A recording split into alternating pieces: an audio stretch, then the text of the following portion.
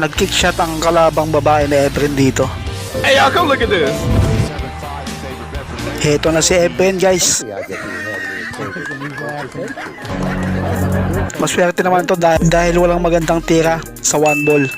Dahil may nakaharang na 9 ball sa corner pocket. Maliban pa dito ay nasa gitna ang 7 ball.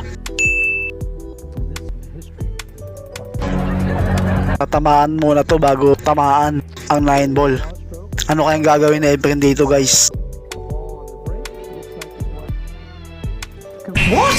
Grabe, guys, pinatalon ni Efren ang 1 ball sa may 7 ball. Tapos, guys, pumasok yung 9 ball sa may corner pocket.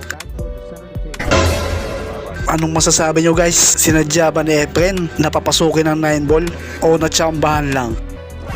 Galing ha? So comment down below na lang sa masasabi nyo.